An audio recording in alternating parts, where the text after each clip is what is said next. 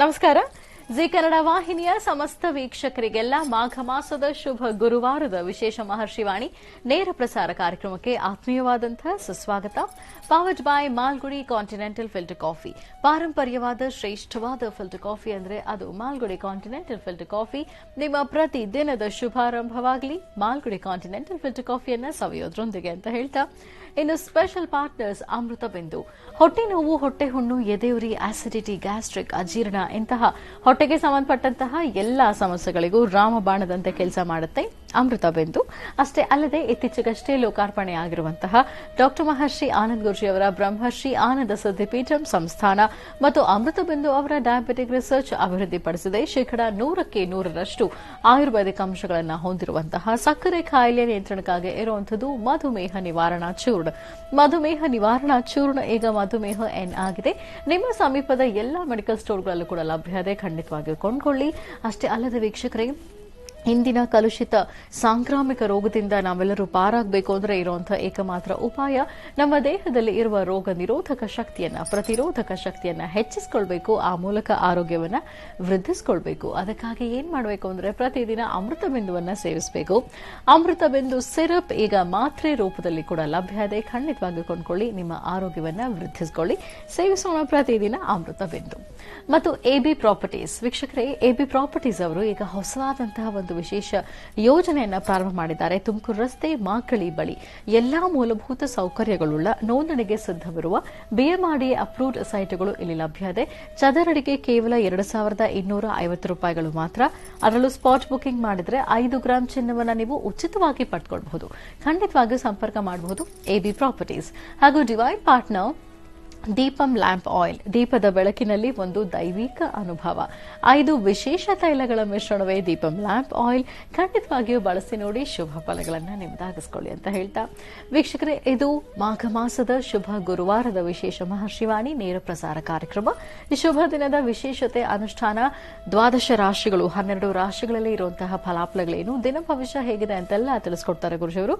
ಜೊತೆಗೆ ನಿಮ್ಮ ಸ್ವರತರಂಗದ ಮೂಲಕ, ನಿಮ್ಮ ಸ್ಪಷ್ಟವಾದ ಕಣ್ಣ ರೇಖೆಗಳ ಮೂಲಕ ಮತ್ತು ನೀವು ಕಳಿಸುವಂತಹ ವಾಟ್ಸ್ಆಪ್ ವಿಡಿಯೋಗಳ ಮೂಲಕ ಕೂಡ ನಿಮ್ಮೆಲ್ಲಾ ಸಮಸ್ಯೆಗಳಿಗೆ ಪರಿಹಾರ ಏನು ಅಂತ ಅವರು ತಿಳಿಸ್ತಾ ಹೋಗ್ತಾರೆ. ಇದರೊಂದಿಗೆ ಇನ್ನು ಅನೇಕ ಮಹತ್ವಪೂರ್ಣ ಧಾರ್ಮಿಕ ವಿಚಾರಗಳನ್ನ ಪ್ರತಿ ದಿನದಂತೆ ಇವತ್ತು ಸಹ ಗುರುಜಿ ತಿಳಿಸ್ತಾ ಹೋಗ್ತಾರೆ. ತಿಳ್ಕೊಳ್ಳೋಣ ಗುರುಜಿಯಿಂದ ಇನ್ನಷ್ಟು ವಿಶೇಷ ವಿಚಾರಗಳೇನು ಅಂತ. ಆದರೆ ಈಗಷ್ಟೇ ನೀವು ಕಾರ್ಯಕ್ರಮದ ಪ್ರಾರಂಭದಲ್ಲಿ ಪ್ರೋಮೋ ನೋಡಿದ್ರಿ. ಶೀಘ್ರದಲ್ಲಿಯೇ ಒಂದು ವಿಶೇಷ ವಿಭಾಗ ಪ್ರಾರಂಭ ಆಗ್ತಾ ಇದೆ ನಮ್ಮ ಮಹರ್ಷಿವಾಣಿ ಕಾರ್ಯಕ್ರಮದಲ್ಲಿ. ಮನೋಗತ ಪ್ರಶ್ನೆ ತಂತ್ರ. ಏನಿದು ಮನೋಗತ ಪ್ರಶ್ನೆ ತಂತ್ರ? ಈ ವಿಚಾರವನ್ನ ಕೂಡ ಗುರುಜಿಂದನೇ ತಿಳ್ಕೋಣ. ಆದರೆ ಗುರುವಾರ ಆಗಿರೋದ್ರಿಂದ ಕಾರ್ಯಕ್ರಮದ ಪ್ರಾರಂಭದಲ್ಲಿ ನಾವೆಲ್ಲರೂ ಗುರು ರಾಘವೇಂದ್ರ ಸ್ವಾಮಿಗಳ ರಾಯರ ದಿವ್ಯ ದರ್ಶನ ಮಾಡ್ಕೊಂಡು ಬರೋಣ.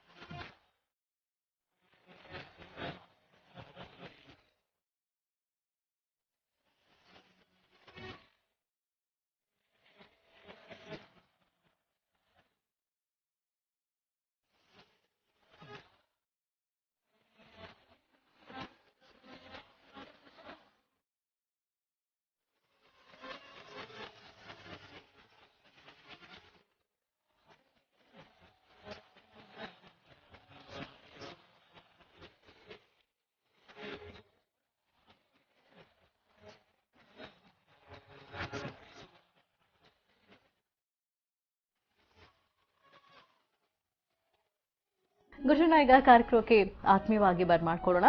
ಶ್ರೀಯುತರು ಸಾಮುದ್ರಿಕ ಶಿರೋಮಣಿ, ಸ್ವರ ಸರ್ವಜ್ಞ, ದರ್ಪಣಾಂಜನ, ಚಕ್ಷುರ್ಮತಿ, ವಿದ್ಯಾ ನಿಪುಣ, ಶ್ರೀ ವಿದ್ಯೋಪಾಸಕ ರತ್ನ, ಅಥರ್ವಣ ಪರಿಹಾರ ಪ್ರವೀಣ, ವನಸಿರಿ ಆಯುರ್ವೇದ ರತ್ನರು ಮತ್ತು ರಾಜ್ಯದ ಧಾರ್ಮಿಕ ಪರಿಷತ್ ಸದಸ್ಯರು ಆಗಿರುವಂತಹ ಶ್ರೀ ಶ್ರೀ ಡಾಕ್ಟರ್ ಮಹರ್ಷಿ ಆನಂದ್ ಗುರುಜಿ ಅವರು. ಬನ್ನಿ ಹಾಗಿದ್ರೆ ಗುರುಜನ ಕಾರ್ಯಕ್ರಮಕ್ಕೆ ಆತ್ಮೀಯವಾಗಿ ಬರ್ಮಾಡ್ಕೊಳ್ಳೋಣ. ಗುರುಜಿ ನಮಸ್ಕಾರ. ಕಾರ್ಯಕ್ರಮಕ್ಕೆ ಭಕ್ತಿಪೂರ್ವಕ ಸುಸ್ವಾಗತ. ನಮಸ್ತೆ ಮಾ. ಓಂ ಗುರು ಬ್ರಹ್ಮ ಗುರು ವಿಷ್ಣು ಗುರುದೇವೋ ಮಹೇಶ್ವರ ಗುರು ಸಾಕ್ಷಾತ್ ಪರಬ್ರಹ್ಮ ತಸ್ಮೈ ಶ್ರೀ ಗುರುವೇ ನಮಃ. ಗುರುವೇ ಸರ್ವಲೋಕಾನಾಂ ವಿಷಜೇ ಭವರೋಗಿಣಾಂ ನಿಧಯೇ ಸರ್ವವಿದ್ಯಾನಾಂ ಶ್ರೀಂ ದಕ್ಷಿಣಾಮೂರ್ತಯೇ ನಮೋ ನಮಃ. ಪೂಜ್ಯಾಯ ರಾಘವೇಂದ್ರಾಯ ಸತ್ಯಧರ್ಮರತಾಯ ಚ ಭಜತಾಂ ಕಲ್ಪವೃಕ್ಷಾಯ ನಮತಾಂ ಕಾಮಧೇನವೇ. ಶ್ರೀಂ ಭಾರತೀ ರಮಣ ಮುಖ್ಯ ಪ್ರಾಣಾಂತರ್ಗತ ಇಷ್ಟದೇವತಾ ಕುಲದೇವತಾತ್ಮಿಕ ಶ್ರೀ ಗುರು ರಾಘವೇಂದ್ರ ದೇವತಾಭ್ಯೋ ನಮಃ. ಜಗದ್ಗುರು ಆದಿಶಂಕರಾಚಾರ್ಯ ಮಹಾರಾಜ್ ಕಿ ಜೈ. ಜೈ ಗುರುದತ್ತ. बोलो भगवान शिरडी सद्गुरु ಸಾಯಿನಾಥ ಮಹಾರಾಜ್ ಕಿ ಜೈ. ಗುರುಗಳ ಪ್ರಾರ್ಥನೆ ಮಾಡ್ತಾ ಸರ್ವರಿಗೂ ಸಕಲರಿಗೂ ಸಹಿತ ಮಾಘ ಮಾಸದ ಶುಕ್ಲ ಪಕ್ಷದ ಈ ಶುಭ ದಿನ ಗುರುವಾರ, ಮಾಘಸ್ನಾನ ಒಂದು ಕಡೆ, ಗುರುವಾರ ಮತ್ತೊಂದು ಕಡೆ, ಗುರು ರಾಯರ, ಭಗವಾನ್ ಶಿರಡಿ ಸದ್ಗುರು ಸಾಯಿನಾಥರ, ಗುರು ದತ್ತ ಮಹಾರಾಜರ, ಜಗದ್ಗುರುಗಳಾದಂತಹ ಆದಿಶಂಕರರ ಸಂಪೂರ್ಣ ಅನುಗ್ರಹ ಎಲ್ಲರಿಗೂ ಇರಲಿ. ಪ್ರತಿಯೊಬ್ಬರ ನಡವಳಿಕೆಗಳಲ್ಲೂ ಗುರುವಿನ ಅನುಗ್ರಹ ಹೊಂದಿದ್ರೆ ಹೆಚ್ಚಿನ ಫಲವನ್ನು ಸಿದ್ಧಿಪಡಿಸಿಕೊಳ್ಳುವಂಗಾಗಲಿ. ಹಾಗೆ ನಿಮ್ಮ ಮನಸ್ಸಲ್ಲಿರ್ತಕ್ಕಂತಹ ಆಸೆ ಆಕಾಂಕ್ಷೆಗಳು ಆದಷ್ಟು ಶೀಘ್ರವಾಗಿ ಸಿದ್ಧಿಯಾಗಲಿ. ಮಾಡುವ ಪ್ರತಿಯೊಂದು ಕಾಯಕದ ಹಿಂದೆ ಭಗವಂತನ ಕೃಪೆ ಇರಬೇಕು. ಭಗವಂತನ ಕೃಪೆ ಹೊಂದಿದ್ರೆ ಮಾತ್ರ ಎಲ್ಲವನ್ನೂ ಸಹಿತ ಸಾಧನೆ ಮಾಡ್ಕೊಳ್ಳಿಕ್ಕಾಗತ್ತೆ, ಸಾಧಿಸ್ಲಿಕ್ಕಾಗತ್ತೆ. ಹಾಗೆ ವೃತ್ತಿಯಲ್ಲಿ ಏನಾದರೂ ಒಂದು ಅಭಿವೃದ್ಧಿಯನ್ನು ಕಾಣಬೇಕಾದ್ರೆ ಅದಕ್ಕೆ ಸರಿಯಾದಂತಹ ಮಾರ್ಗದರ್ಶನ ಬೇಕು. ಹಾಗೆ ನಿಮ್ಮ ಮನದಾಳದಲ್ಲಿರ್ತಕ್ಕಂತಹ ಮಾತನ್ನು ಅರ್ಥಕೊಳ್ಬೇಕಾದ್ರೆ ಅದಕ್ಕೆ ಮನೋಗತ ಪ್ರಶ್ನಾತಂತ್ರ ಬೇಕು. ನಿಮ್ಮ ಮನಸ್ಸಲ್ಲಿರ್ತಕ್ಕಂತಹ ನಿಮ್ಮ ಮನದಾಳದ ಮಾತು ಸತ್ಯಾಸತ್ಯತೆಗಳೇನು, ನೀವು ಮಾಡುವ ಕೆಲಸ ಸಿದ್ಧಿ ಆಗುತ್ತೋ ಇಲ್ವೋ, ಅಥವಾ ನಾನು ಮಾಡುವಂತಹ ಯಾವುದೇ ಒಂದು ವೃತ್ತಿ ಧರ್ಮದ ಅಭಿವೃದ್ಧಿ ಹೇಗಿರಬಹುದು, ಈ ಪ್ರಕಾರವಾದಂತಹ ಕೆಲವಷ್ಟು ವಿಷಯಗಳ ತಂತ್ರವನ್ನು, ಆ ರಹಸ್ಯವನ್ನು ಅರ್ಥಕೊಳ್ಬೇಕಾದ್ರೆ ಮನೋಗತ ಪ್ರಶ್ನಾತಂತ್ರದಲ್ಲಿ ಅದು ಸಾಧ್ಯ. ಆದರೆ ಆ ಮನೋಗತ ಪ್ರಶ್ನಾತಂತ್ರವನ್ನು ನೋಡೋರಾರು, ಏನೇ ಆದರೂ ಪ್ರತಿಯೊಂದು ವಿದ್ಯಾ ರಹಸ್ಯವೇ. ಪ್ರತಿಯೊಂದು ಕಾಲಕ್ಕೂ ಸಹಿತ ಏನು ನಡಿಬೇಕು, ಏನಾಗಬೇಕಾಗಿದೆ, ಅಥವಾ ಯಾವುದು ನಡಿಬೇಕಾಗಿದೆ, ಯಾರಿಂದ ಯಾವೊಂದು ವಿದ್ವತ್ತನ್ನು ಸಮಾಜಕ್ಕೆ ನಾವು ತಿಳಿಸಬೇಕಾಗಿದೆ. ವಿದ್ವಾನ್ ಸರ್ವತ್ರ ಪೂಜ್ಯತೆ ಅಂತ ಹೇಳ್ತಾರೆ. ಆ ವಿದ್ಯೆ ಜ್ಞಾನ ಭಗವಂತ ಯಾರಿಗೆ ಅದನ್ನು ಕೊಟ್ಟಿರ್ತಾನೋ ಅವ್ರ ಮುಖಾಂತರ ಅದು ಬಂದರೆ ಅದು ಸಮಂಜಸ ಅಲ್ವಾ? ಎಲ್ಲ ವಿದ್ವತ್ತನ್ನು ಎಲ್ಲವನ್ನೂ ಸಹಿತ ಒಬ್ಬರೇ ನಿಂತು ಕೂತು ಮಾತಾಡ್ಲಿಕ್ಕೆ ಆಗುವುದಿಲ್ಲ. ಆಯಾ ಕಾಲಕ್ಕೆ ಭಗವಂತ ಯಾರ್ಯಾರಿಗೆ ಸಮಂಜಸವಾದಂತಹ ಜ್ಞಾನವನ್ನು ದಯಪಾಲಿಸಿರ್ತಾನೋ, ಯಾರ ಸ್ವರದಿಂದ ಆ ಒಂದು ತಂತ್ರಸಾರ ಹೊರಬರಬೇಕಾಗುತ್ತೋ, ಹಾಗೆ ನಿಮ್ಮ ಒಂದು ಮನಸ್ಸಲ್ಲಿರ್ತಕ್ಕಂತಹ ನಿಮ್ಮ ಮನೋಗತ ಪ್ರಶ್ನೆ, ನಿಮ್ಮ ಮನಸ್ಸಲ್ಲಿರ್ತಕ್ಕಂತಹ ಪ್ರಶ್ನೆಗಳಿಗೆ ಸೂಕ್ತವಾದಂತಹ ಉತ್ತರ, ಆ ಉತ್ತರದ ಮಹಾಭಂಡಾರ ಎಲ್ಲಿದೆ, ಜೊತೆಗೆ ಯಾರಿಂದ ಬರಬೇಕಾಗತ್ತೆ, ಯಾರದನ್ನು ಉಚ್ಚರಿಸ್ತಾರೆ, ಯಾರ ಪ್ರಶ್ನೆಯನ್ನು ನೋಡ್ತಾರೆ, ನನಗೂ ಸಹಿತ ಕಾತುರತೆ ಇದೆ. ಯಾಕೆಂದರೆ ಎಲ್ಲಕ್ಕೂ ಸಮಯ ಬರಬೇಕಾಗಿದೆ. ಆ ಸಮಯ ಬರಲಿಕ್ಕಾಗಿ ಭಗವಂತನಲ್ಲಿ ಒಂದು ಪ್ರಾರ್ಥನೆ. ಹಾಗೆ ಆ ಪ್ರಶ್ನೆಯ ತಂತ್ರವೇ ಬಹಳ ವಿಶೇಷವಾಗಿದೆ. ಆ ಪ್ರಶ್ನೆಗೆ ಪ್ರತ್ಯೇಕವಾದಂತಹ ಪ್ರಶ್ನೋತ್ತರ ನಿಮ್ಮಿಂದಲೇ ಬರಬೇಕಾಗಿದೆ. ಪ್ರಶ್ನೆ ನಿಮ್ಮದು, ಉತ್ತರ ಮುಂದೆ ಬರ್ತಕ್ಕಂತಹವ್ರದು. ಆದರೆ ಬರ್ತಕ್ಕಂಥವ್ರು ಯಾರು ಅನ್ನೋದು ಇನ್ನೂ ರಹಸ್ಯವಾಗಿಟ್ಟಿದೆ ನಮ್ಮ ಜಿ ಕನ್ನಡ. ಆದರೆ ಆ ಮನೋಗತ ಪ್ರಶ್ನಾತಂತ್ರ ಎಂಬತಕ್ಕಂತಹ ಒಂದು ಶೀರ್ಷಿಕೆ ಇಷ್ಟು ಕುತೂಹಲವನ್ನು ಎಲ್ಲರಿಗೂ ತೋರಿಸ್ತಾ ಇದೆ. ಅದಕ್ಕೆ ನಂದು ಒಂದು ಪ್ರಶ್ನೆ ಸಹಿತ ಅದರ ಮುಂದೆ ಇಟ್ಟಿದ್ದೇನೆ. ಯಾಕೆಂದರೆ ಈಗಾಗಲೇ ಇವತ್ತಷ್ಟೇ ಪ್ರಾರಂಭವಾಗಿರ್ತಕ್ಕಂತಹ ಮನೋಗತ ಪ್ರಶ್ನೆ. ಆದರೆ ಈ ಮನೋಗತ ಪ್ರಶ್ನೆಯನ್ನು ನಾವು ಚಿತ್ರೀಕರಿಸುವಂತಹ ಸನ್ನಿವೇಶ, ಅಂದರೆ ಹಿರಿಯರು ಹೇಳಿದಂಥ ಹೇಳುವಂತಹ ಮಾತು, ಆ ಚಿತ್ರೀಕರಿಸುವಂತಹ ಕಾಲದಲ್ಲೇ ಆಗ ಪ್ರತಿಯೊಬ್ಬರಲ್ಲೂ ಸಹಿತ ಒಂದು ಕುತೂಹಲ ಹುಟ್ಟುಕೊಂಡಿದೆ. ಆ ಗ್ರಂಥದಲ್ಲಿ ಅಡಗಿರ್ತಕ್ಕಂತಹ ರಹಸ್ಯಗಳೆಂಥದ್ದು ಅಂತ. ಆ ರಹಸ್ಯಗಳನ್ನು ಎಲ್ಲರೂ ಸಹಿತ ಭೇದಿಸಬೇಕು, ರಹಸ್ಯಗಳನ್ನು ತಿಳ್ಕೊಳ್ಬೇಕು. ಅದರಲ್ಲಿ ನಮ್ಮ ಭವಿಷ್ಯದಲ್ಲಿ ಏನಿದೆ ಎಂಬತಕ್ಕಂಥ ರಹಸ್ಯವನ್ನು ತಿಳ್ಕೊಳ್ಳಿಕ್ಕಾಗಿ ಎಲ್ಲರೂ ಕಾತುರತೆಯಿಂದ ಕಾಯ್ತಿದ್ದೀವಿ. ಆದರೆ ಆ ಮುಹೂರ್ತ ಯಾವಾಗ ಅನ್ನೋದು ಇನ್ನೂ ನಿಗದಿ ಆಗದಿರೋದ್ರಿಂದ ಏನೇ ಆದರೂ ಮನೋಗತ ಪ್ರಶ್ನಾ ತಂತ್ರಕ್ಕೆ ನಾವು ಸಹಿತ ಸ್ವಾಗತಿಸ್ತಾ ಇದ್ದೇವೆ. ನಮ್ಮ ಈ ಮಹರ್ಷಿವಾಣಿ ಕಾರ್ಯಕ್ರಮದಲ್ಲಿ ಅದು ಸಹಿತ ಒಂದು ಭಾಗವಾಗಿ ಬರ್ತಿರ್ತಕ್ಕಂಥದ್ದು ಅದು ಸಂತೋಷವೇ ಸರಿ. ಏನೇ ಮಾಡಿದ್ರು, ಯಾವುದೇ ಆದರೂ ಸರ್ವವೂ ಸಹಿತ ಕೃಷ್ಣನಿಗೆ ಸೇರಿದ್ದು. ಯಾಕೆಂದರೆ ವಿದ್ಯೆ ಜ್ಞಾನ, ವಿದ್ಯಾಧಿಪತಿ ಲಕ್ಷ್ಮೀ ಹೈಗ್ರೀವರ ಸಂಕಲ್ಪದಂತೆ, ಜೊತೆಗೆ ತಾಯಿ ಶಾರದೆಯ ಅನುಗ್ರಹದಂತೆ, ಗುರು ಎಂಬತಕ್ಕಂಥ ಪದದಲ್ಲೇ ಸಾಕಷ್ಟು ಅರ್ಥವಿದೆ. ಸೂರ್ಯನ ಪ್ರಭೆ, ಸೂರ್ಯನ ಕಿರಣಗಳು ಇದೆಲ್ಲವೂ ಸಹಿತ ಜಗತ್ತನ್ನು ಕಾಪಾಡಬೇಕಾಗಿದೆ. ಅಂತಹ ವಿದ್ಯಾರಹಸ್ಯ ಬರಲಿಕ್ಕಾಗಿ, ವಿದ್ಯಾರಹಸ್ಯವನ್ನು ಹೊತ್ತು ತರ್ತಿರ್ತಕ್ಕಂತಹ ಆ ಹೊಸ ಪ್ರತಿಭೆಗಾಗಿ ನಾವು ನೋಡಲಿಕ್ಕೆ ಕಾತುರದಿಂದ ಕಾಯ್ತಿದ್ದೇವೆ. ಅದು ನಿಮ್ಮೆಲ್ಲರಿಗೂ ಆ ಒಂದು ಸುವರ್ಣಾವಕಾಶ ಅಂತ ನಾನು ತಿಳ್ಕೊಂಡಿದ್ದೇನೆ. ಒಳ್ಳೆಯದಾಗಲಿ.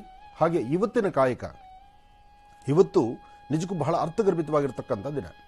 ಶುಭ ಗುರುವಾರ, ಗುರುಗಳ ವಾರ. ಪ್ರತಿ ಗುರುವಾರ ಅಂತ ಬಂದರೆ ಏನಾದರೂ ಒಂದು ವಿಶೇಷತೆ ಇದ್ದೇ ಇರುತ್ತೆ. ಯಾಕೆಂದರೆ ಗುರುವಿನ ಮಾರ್ಗದರ್ಶನದೊಂದಿಗೆ ಹಾಕುವ ಹೆಜ್ಜೆಯನ್ನು ನಾವೆಲ್ಲವೂ ಸಹಿತ ಯಶಸ್ಸಿನ ಹಾದಿಯಲ್ಲಿ ಅಂತ ನಾವು ತಿಳ್ಕೊಳ್ತೀವಿ. ಯಾಕೆಂದರೆ ನಮ್ಮೊಳಗೆ ಎಂತಹ ಸಂಕಷ್ಟಗಳಾದರೂ, ಕಷ್ಟಗಳಾದರೂ ಆ ಕಷ್ಟಗಳನ್ನು ಹೋಗಲಾಡಿಸ್ಕೊಳ್ಬೇಕಾದ್ರೆ ಅದಕ್ಕೆ ಗುರುವಿನ ಅನುಗ್ರಹ ಬೇಕು. ಗುರುಲೇನಿ ವಿದ್ಯೆ ಗುಡ್ಡು ವಿದ್ಯೆ. ಆದರೆ ಗುರುವೇ ಜೊತೆಯಲ್ಲಿ ನಿಂತು ನಡೆಸುವಂತಹ ವಿದ್ಯೆ ಅದು ಯಾವತ್ತಿಗೂ ಪ್ರಬುದ್ಧಮಾನದಲ್ಲಿರ್ತಕ್ಕಂಥದ್ದು. ಹಾಗೆ ಮಾಘ ಮಾಸದ ಶುಕ್ಲ ಪಕ್ಷದ ಶುಭ ಗುರುವಾರ. ನಿಮ್ಮೆಲ್ಲರಿಗೂ ಸಹಿತ ಒಳ್ಳೆಯ ಯಶಸ್ಸು ಉಂಟಾಗಲಿ, ನಿಮ್ಮ ಮನೋಕಾಮನೆ ಶೀಘ್ರವಾಗಿ ಸಿದ್ಧಿಯಾಗಲಿ. ಹಾಗೆ ನಿನ್ನೆ ಮೇಷರಾಶಿ ಬಗ್ಗೆ ನಿಮಗೆ ಸಾಕಷ್ಟು ಮಾಹಿತಿ ಕೊಟ್ಟಿದ್ದೇನೆ. ಇವತ್ತು ವೃಷಭ ರಾಶಿ ಬಗ್ಗೆ ನಾನು ತಿಳಿಸೋನಿದ್ದೇನೆ. ಅದಕ್ಕಾಗಿ ತಾವು ಮಾಡಬೇಕಾದ್ದೇನು, ಮಹರ್ಷಿ ಡೈರಿಯನ್ನ ಜೊತೆಗೊಂದು ಚೆನ್ನಾಗಿರುವ ಪೆನ್ನನ್ನು ತೆಗೆದು ಸಿದ್ಧತೆ ಮಾಡಿಟ್ಕೊಳ್ಳಿ. ಮಹರ್ಷಿ ಡೈರಿ ಜೊತೆಗೊಂದು ಪೆನ್ ಇರಬೇಕು.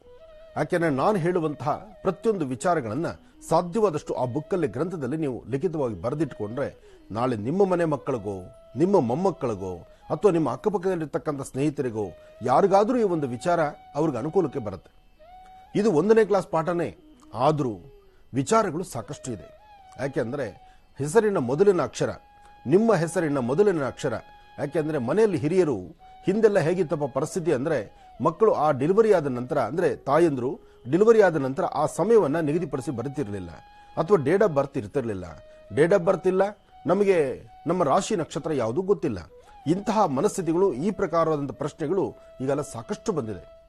ಆದರೆ ನಿಮ್ಮ ಹೆಸರಿನ ಮೊದಲನೇ ಅಕ್ಷರದಿಂದ ನಿಮ್ಮ ರಾಶಿ ನಕ್ಷತ್ರವನ್ನು ತಿಳ್ಕೊಳ್ಬಹುದು. ನಿಮ್ಮ ಹೆಸರಿನ ಮೊದಲನೇ ಅಕ್ಷರ. ಆದರೆ ನಿಮ್ಮ ಹೆಸರು ಹೇಗೆ, ನಿಮಗೆ ಜಾತಕಚಾರ ಪ್ರಕಾರ ಹೆಸರು ಹಿಡಿದಿದ್ರು ನಾಮಕರಣ ಮಹೋತ್ಸವದಲ್ಲಿ, ಅಂದರೆ ನಿಮಗೆ ಹೆಸರಿಡುವಂಥ ಕಾಲ ಮೊದಲನೇ ಅಕ್ಷರ, ಮೊದಲು ಏನು ಹೆಸರಿಟ್ಟಿದ್ದಾರೋ ಅದೇ ನಿಮಗೆ ಆಧಾರವಾಗಿರ್ತಕ್ಕಂಥದ್ದು. ಇಲ್ಲಿ ಇನ್ನೊಂದು ಕನ್ಫ್ಯೂಷನ್ ಇದೆ. ಸಾಮಾನ್ಯಕ್ಕೆ ತೊಟ್ಲಲ್ಲಿ ಹಾಕಿದಂಥ ಮಕ್ಕಳಿಗೆ ಹೆಸರಿದ ತಕ್ಷಣ ನಗೋದಿಲ್ಲ, ಮಕ್ಕಳು ಅಳಕ್ ಶುರು ಮಾಡುತ್ತೆ. ಯಾಕೆ ಅಂದರೆ ಸ್ಥಳ ಬದಲಾವಣೆನೋ, ಸದಾಕಾಲ ತನ್ನ ತಾಯಿಯ ಕೈಯಲ್ಲಿರ್ತಕ್ಕಂಥ, ತಾಯಿಯ ಎದೆಯ ಮಡಿಲಲ್ಲಿರ್ತಕ್ಕಂತಹ ಆ ಮಗು ತೊಟ್ಲಿಗೆ ಹಾಕಿದ ತಕ್ಷಣ ಅದು ಜೋರನೆ ಕಿಟ್ಟನೆ ಕಿರ್ಚಕ್ಕೆ ಶುರು ಆಗುತ್ತೆ.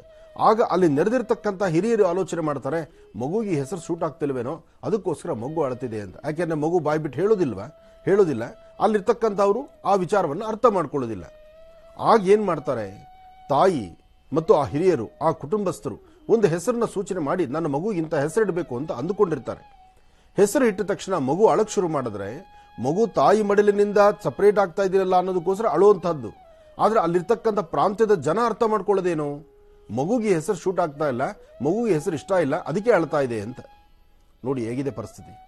ಅಂತಹ ಪರಿಸ್ಥಿತಿಯಲ್ಲಿ ಏನ್ ಮಾಡ್ತಾರೆ, ಇಡಬೇಕಾಗಿರ್ತಕ್ಕಂಥ ಹೆಸರನ್ನ ಒಮ್ಮೆ ಕೂಗುಬಿಟ್ಟು ಬಿಟ್ಬಿಡ್ತಾರೆ, ಮತ್ತೊಂದು ಹೆಸರನ್ನ ಅಲ್ಲೇ ಕೂಗ್ತಾರೆ. ಇಲ್ಲ ಅಂದ್ರೆ ನಾವು ದೇವರ ಹೆಸರಿಟ್ಬಿಟ್ರೆ ಸರಿ ಹೋಗ್ಬಿಡುತ್ತೆ ಅಂತ ದೇವರ ಹೆಸರಿಡ್ತಾರೆ. ಇಲ್ಲ ನಮ್ಮ ತಾತ ಮುತ್ತಾತನ ಕಾಲದಿಂದ ವಂಶ ಪಾರಂಪರಿಕರಿಂದ ನಮ್ಮ ಅಜ್ಜಿ ಹೆಸರು, ತಾತನ ಹೆಸರು ನಾವು ಅದನ್ನೇ ಇಡಬೇಕು ಅನ್ಕೊಂಡಿದ್ವಿ, ಅದು ಹಿಡಿದಿದ್ದಕ್ಕೆ ಮಗು ಆಳ್ತಿದೆ ಅಂತ ಪುನಃ ಆ ಹೆಸರನ್ನ ಇಡಕ್ಕೆ ಶುರು ಮಾಡ್ತೀರಿ. ಆಗ ನೀವು ಯಾವ ಹೆಸರು ಭವಿಷ್ಯ ನೋಡಬೇಕು, ಇದು ಒಂದು ಗೊಂದಲ.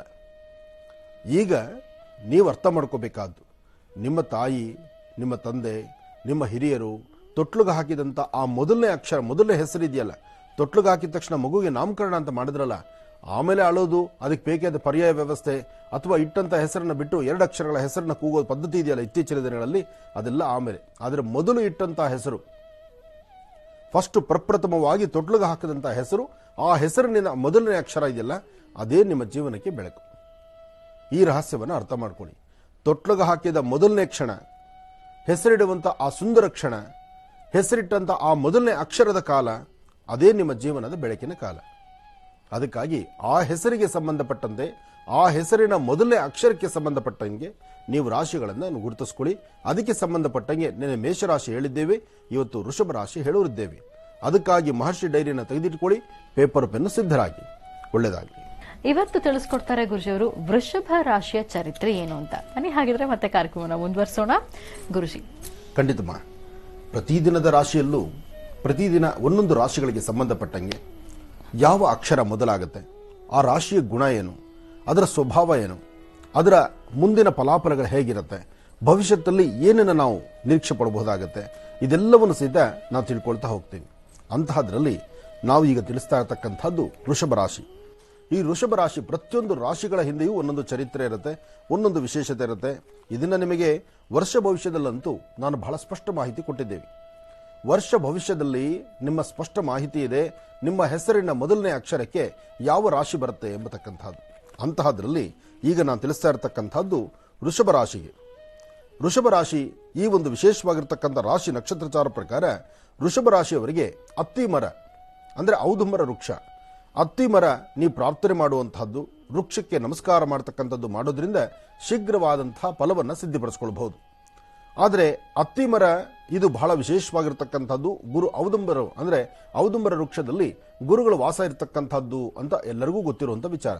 ಅಂದರೆ ಗುರು ದತ್ತ ಮಹಾರಾಜರು ಎಲ್ಲಿ ನೆಲೆಸಿರ್ತಾರೋ, ಎಲ್ಲಿ ಗುರು ಸಾನ್ನಿಧ್ಯ ಇರುತ್ತೋ, ಎಲ್ಲಿ ಗುರುಗಳು ವಾಸವಾಗಿರ್ತಾರೋ, ಅಥವಾ ಗುರು ಅನುಗ್ರಹ ಸಿಗುವಂಥ ಸಾನ್ನಿಧ್ಯಗಳೆಲ್ಲಿರುತ್ತೋ, ಅಥವಾ ನೀವು ಯಾವುದಾದ್ರೂ ಒಂದು ವಿದ್ಯೆಯನ್ನು ಸಂಪಾದನೆ ಮಾಡಬೇಕಾದ್ರೆ ಆ ಔದುಂಬರ ವೃಕ್ಷದ ತಳಕ್ಕೆ ಕೂತ್ಕೊಂಡು ನೀವು ಸಂಕಲ್ಪ ಮಾಡಿದ್ರೆ, ಅಲ್ಲಿ ನೀವು ಪ್ರಾರಂಭಿಸಿದ್ರೆ ನಿಮ್ಮ ಜೀವನಕ್ಕೆ ಬಹಳ ಅತ್ಯಮೂಲ್ಯವಾದಂತಹ ಸುಂದರವಾದ ಕ್ಷಣಗಳನ್ನು ತಾವು ವೀಕ್ಷಣೆ ಮಾಡಬಹುದು. ಅದಕ್ಕಾಗಿ ಔದುಂಬರ ಪ್ರಾರ್ಥನೆ ನಾನು ಆಗಿಂದಾಗಲೇ ಹೇಳ್ತಿರ್ತೀನಿ. ಗುರುವಾರದ ಔದುಂಬರ ಪ್ರಾರ್ಥನೆ ಇವತ್ತು ವೃಷಭ ರಾಶಿಯಿಂದಲೇ ಪ್ರಾರಂಭ ಆಗಲಿ.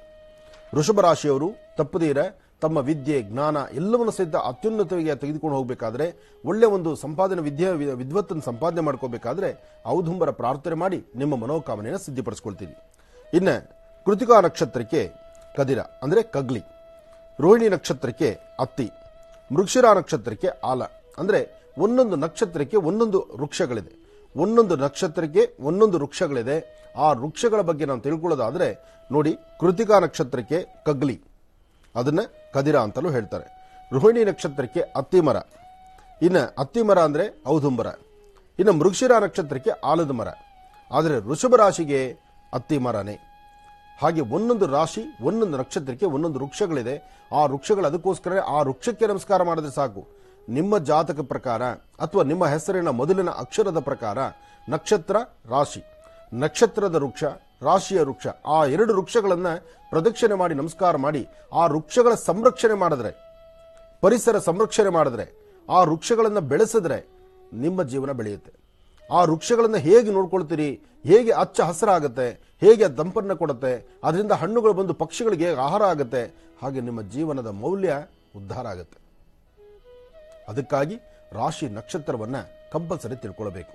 ಇನ್ನು ಮುಖ್ಯವಾಗಿ ತಿಳ್ಕೊಳ್ಳುವಂತಹದ್ದು ಇಲ್ಲಿ ನೋಡಿ, ಕೃತಿಕಾ ನಕ್ಷತ್ರ 2, 3, 4, 2, 3, 4 ಏನಿದು? 2ನೇ ಪಾದ, 3ನೇ ಪಾದ, 4ನೇ ಪಾದ. ಯಾಕೆಂದ್ರೆ ಮೇಷರಾಶಿಯಲ್ಲಿ ಒಂದು ಪಾದ ಹೋಯ್ತಲ್ಲ. ಮೇಷರಾಶಿಯಲ್ಲಿ ಕೃತಿಕಾ ನಕ್ಷತ್ರದ 1ನೇ ಪಾದ ಮೇಷರಾಶಿಗೆ ಬಂತು. ಇನ್ನು ವೃಷಭ ರಾಶಿಯವರಿಗೆ 2, 3, 4, 2, 3, 4 ಅದು ಕೃತಿಕಾ ನಕ್ಷತ್ರದಲ್ಲಿದೆ. ಇ ಉ ಎ, ಇ ಉ ಎ. ರೋಹಿಣಿ ನಕ್ಷತ್ರ 4 ಪಾದ, 1, 2, 3, 4. ರೋಹಿಣಿ ನಕ್ಷತ್ರ 4 ಪಾದ ಆಗುತ್ತೆ. ಅದಕ್ಕೆ ಓ ವ ವಿ ವು ಈ ಅಕ್ಷರಗಳ ಮೊದಲ ಹೆಸರು ಓ ವ ವಿ ವು. ಮೃಗಶಿರ ನಕ್ಷತ್ರ 1, 2.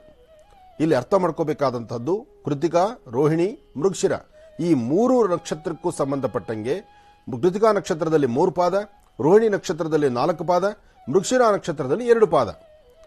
ಓ ವೇ, ವೇ ಮತ್ತು ಓ ಈ ಅಕ್ಷರಗಳಿಗೆ ಸಂಬಂಧಪಟ್ಟಂಗೆ ವೃಷಭ ರಾಶಿ ಆಗುತ್ತೆ. ವೃಷಭ ರಾಶಿಗೆ ಯಾವ್ಯಾವ ನಕ್ಷತ್ರ ಎಂಬತಕ್ಕಂಥದ್ದು ಗೊತ್ತಾಯಿತು, ಅಕ್ಷರಗಳು ಯಾವ್ಯಾವುದು ಅನ್ನೋದು ಗೊತ್ತಾಯಿತು. ಇನ್ನು ಈ ಒಂದು ಈ ವೃಷಭ ರಾಶಿಯವರಿಗೆ ವಿಶೇಷವಾಗಿರ್ತಕ್ಕಂಥ ಗುಣಲಕ್ಷಣಗಳ ಬಗ್ಗೆ ತಿಳ್ಕೊಳ್ಳೋದಾದ್ರೆ, ವೃಷಭ ರಾಶಿಯವರಿಗೆ ಲಾಂಛನ ಎತ್ತು. ವೃಷಭ ರಾಶಿಯವರ ಲಾಂಛನ ಎತ್ತು. ರಾಶ್ಯಾಧಿಪತಿ ಶುಕ್ರ. ರಾಶ್ಯಾಧಿಪತಿ ನಿಮ್ಮ ರಾಶಿಗೆ ಅಧಿಪತಿ ಶುಕ್ರ. ಶುಕ್ರ ಅಧಿಪತಿ ಆದ್ಮೇಲೆ ಶುಕ್ರನ ಮನಸ್ಸು ಹೇಗಿರುತ್ತೆ? ಶುಕ್ರ ಅಂದ್ರೆ ಹೇಗೆ? ಅಲಂಕಾರ, ಸೌಂದರ್ಯ, ಆಕರ್ಷಣೆ, ಏನಾದ್ರು ನೋಡಿದ್ರೆ ಅದು ಬೇಕು ಅನ್ಸೋದು, ಅಥವಾ ಮತ್ತೊಬ್ಬರಿಗೆ ಆಕರ್ಷಿತವಾಗಿ ನಿಲ್ಲುವಂತಹದ್ದು, ಸಭೆ ಸಮಾರಂಭಕ್ಕೆ ಹೋದ್ರೆ ನಾನೇ ಕಾಣಬೇಕು ಎಂಬತಕ್ಕಂಥ ಆಸೆಯನ್ನು ಹುಟ್ಟಿಸ್ಕೊಳ್ತಕ್ಕಂಥದ್ದು, ಮತ್ತು ಎಲ್ಲರ ಮಧ್ಯದಲ್ಲೂ ನಾನು ಚೆನ್ನಾಗಿ ಕಾಣಬೇಕು ಅಂತ ಅನ್ಕೊಳ್ತಕ್ಕಂಥದ್ದು, ನಿಮ್ಮ ಉಡುಗೆ ತೊಡುಗೆಗಳು, ನಿಮ್ಮ ಸೌಂದರ್ಯ, ನಿಮ್ಮ ವರ್ಚಸ್ಸು ಎಲ್ಲವೂ ಸಹಿತ ನಾನು ಬೇರೆಲ್ಲರಿಗಿನ್ನ ವಿಭಿನ್ನ ಕಾಣಬೇಕು, ವಿಭಿನ್ನವಾಗಿರಬೇಕು ಎಂಬತಕ್ಕಂಥ ಮನಸ್ಸಿರ್ತಕ್ಕಂಥದ್ದು. ಯಾಕೆಂದ್ರೆ ಶುಕ್ರನ ಮನಸ್ಸು ಹಾಗೆ ನಿಮ್ಮ ಮನಸ್ಸು ಹಾಗಿದೆ. ಇನ್ನು ರಾಷ್ಟ್ರಾಧಿಪತಿ ಶುಕ್ರ ತತ್ವ ಭೂಮಿ, ರಾಶಿ ತತ್ವ ಬಂದು ಸ್ಥಿರ, ದಿಕ್ಕು ಬಂದು ದಕ್ಷಿಣ, ಲಿಂಗ ಸ್ತ್ರೀಲಿಂಗವಾಗಿರ್ತಕ್ಕಂಥದ್ದು, ವರ್ಣ ವೈಶ್ಯವರ್ಣ, ಸ್ವಭಾವ ಸೌಮ್ಯ.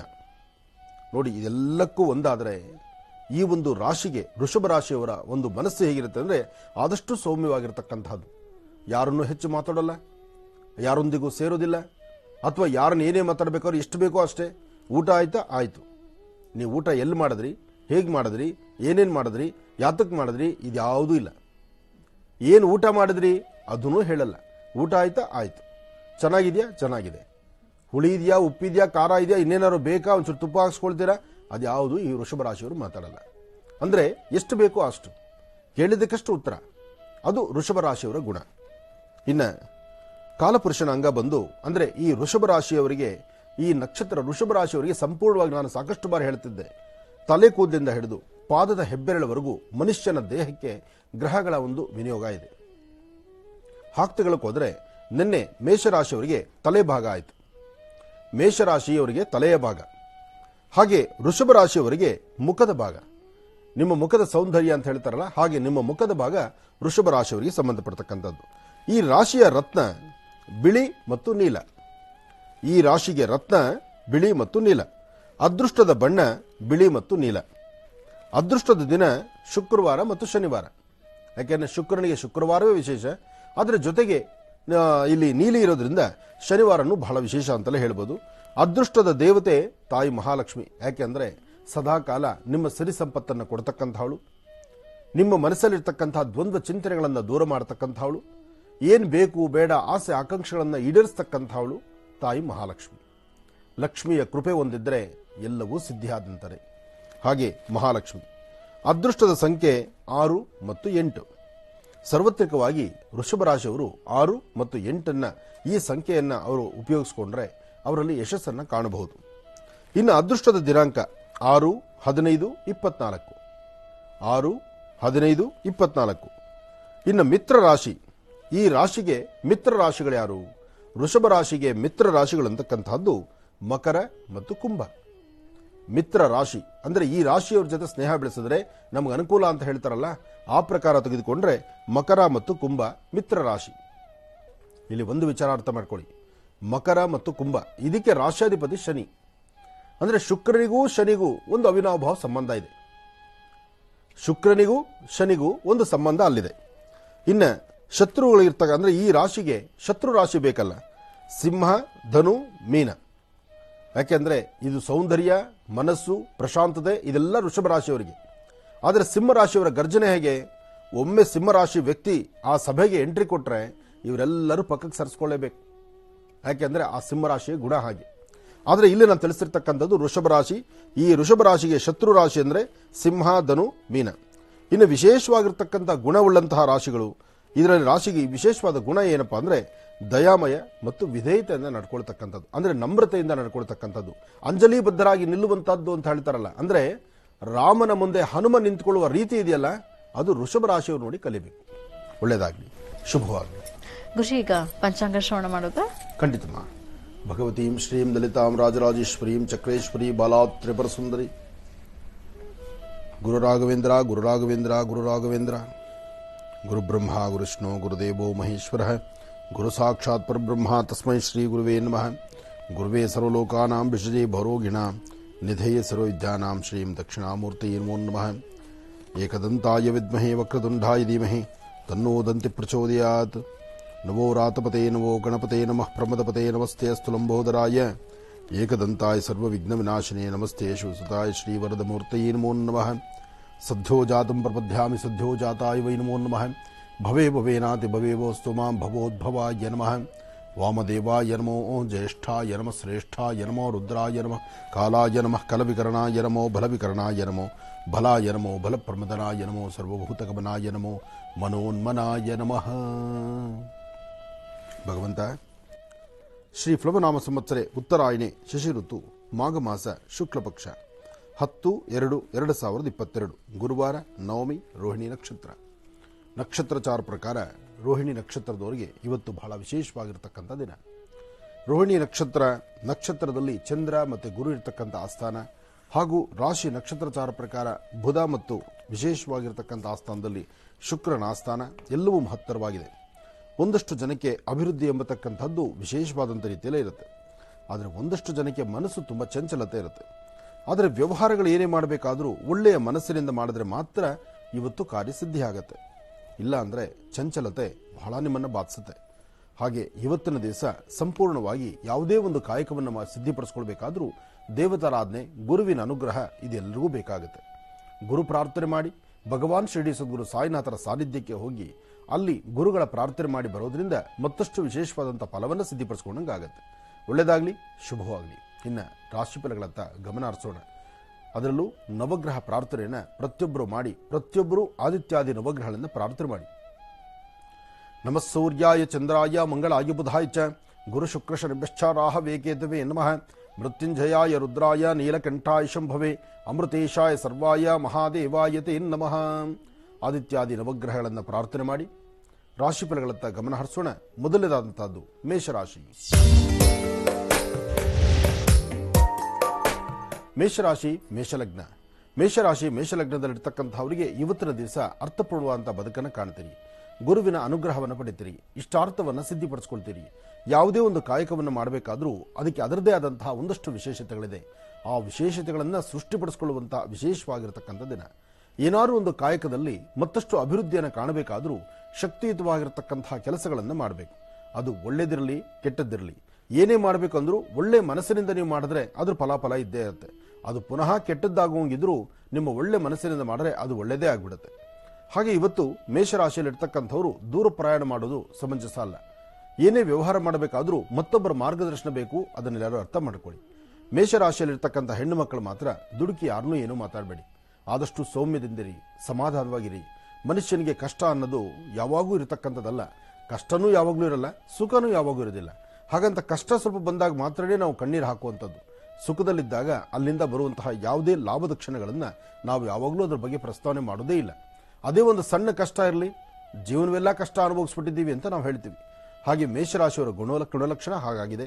ಮೇಷರಾಶಿಯಲ್ಲಿರ್ತಕ್ಕಂಥವರು ಒಂದು ಚಿಟಿಗೆಯಷ್ಟು ಗೋಧಿ, ಒಂದು ಚಿಟಿಗೆಯಷ್ಟು ಕಡಲೆಕಾಳು ಎರಡನ್ನೂ ಸಹಿತ ಪೂರ್ವಾಭಿಮುಖವಾಗಿ ನಿಂತು ದೃಷ್ಟಿ ತೆಗೆದು ಅದನ್ನು ಹಸಿರು ಗಿಡದ ಮೇಲೆ ಹಾಕಿ. ಹಾಗೆ ಸಾಧ್ಯವಾದರೆ ಒಂದು ಹನಿ ಜೇನುತುಪ್ಪವನ್ನು ಅಂಗೈಯಲ್ಲಿ ಹಾಕಿಕೊಂಡು ಉತ್ತರಾಭಿಮುಖವಾಗಿ ನಿಂತು ನಿಮ್ಮ ಮನೆ ದೇವರ ಪ್ರಾರ್ಥನೆ ಮಾಡಿ ಆ ಜೇನುತುಪ್ಪವನ್ನು ಪ್ರಸಾದ ರೂಪದಲ್ಲಿ ಸ್ವೀಕರಿಸಿ. ಇದು ಬಹಳ ಒಳ್ಳೆಯ ಯಶಸ್ಸು ಕೊಡುತ್ತೆ. ನಿಮ್ಮ ಕೆಲಸಗಳಲ್ಲಿ ಮತ್ತಷ್ಟು ಅರ್ಥಪೂರ್ಣವಾದಂಥ ಬದುಕು ಸಿದ್ಧಿಯಾಗುತ್ತೆ. ಒಳ್ಳೆಯದಾಗಲಿ. ಇನ್ನು ವೃಷಭ ರಾಶಿ.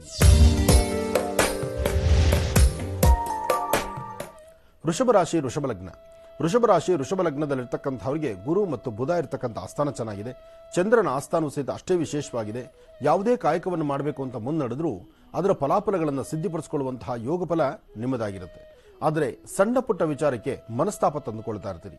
ದೇವರು ಕೆಲವಷ್ಟು ಕಾಲ ಎಲ್ಲವನ್ನೂ ಒಳ್ಳೆಯದನ್ನೇ ದಯಪಾಲಿಸಿದ್ರು ಅದರ ಮಧ್ಯದಲ್ಲಿ ಒಂದು ಪರೀಕ್ಷೆಯನ್ನೇ ಇಟ್ಟಿರ್ತಾನೆ.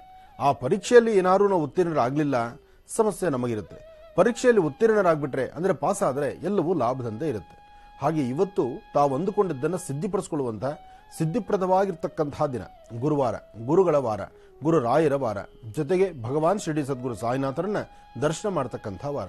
ಇವತ್ತು ವೃಷಭ ರಾಶಿಯಲ್ಲಿರ್ತಕ್ಕಂಥವರು ನಿಮ್ಮ ಸ್ವಹಸ್ತದಿಂದ ಇನ್ನೊಬ್ಬರ ಹಸಿವು ನೀಗಿಸುವಂಥ ಕಾಯಕವನ್ನು ಮಾಡಿ.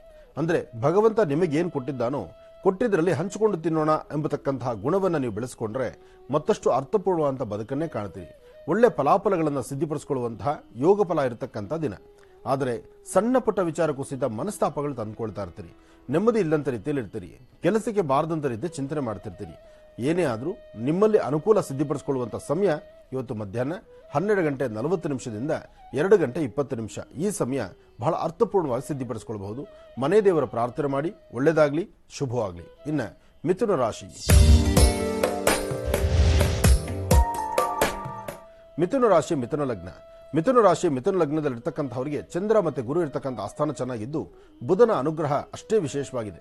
ಬುಧನ ಅನುಗ್ರಹದಿಂದ ಮಾತ್ರವೇ ಏನಾದರೂ ಒಂದು ಸಾಧನೆ ಮಾಡಲಿಕ್ಕೆ ಆಗುವಂಥದ್ದು. ವ್ಯಾಪಾರವಾಗಲಿ, ವ್ಯವಹಾರಗಳಾಗಲಿ, ಕೆಲಸ ಕಾರ್ಯಗಳಾಗಲಿ, ಇದೆಲ್ಲದರ ಬಗ್ಗೆ ಒಂದಷ್ಟು ಆಸಕ್ತಿಪೂರ್ವಕವಾಗಿ ಒಂದು ಒಳಿತನ್ನ ಚಿಂತನೆ ಮಾಡ್ತಾ ಮುಂದೆ ನಡೆದರೆ ಸಾಕಷ್ಟು ಫಲಾಫಲಗಳನ್ನು ಸಿದ್ಧಿಪಡಿಸಿಕೊಳ್ತೀರಿ. ಹಾಗೆ ನೀವು ಮಾಡಬೇಕಾಗಿರ್ತಕ್ಕಂಥದ್ದು ಗಣಪತಿಯ ಪ್ರಾರ್ಥನೆ.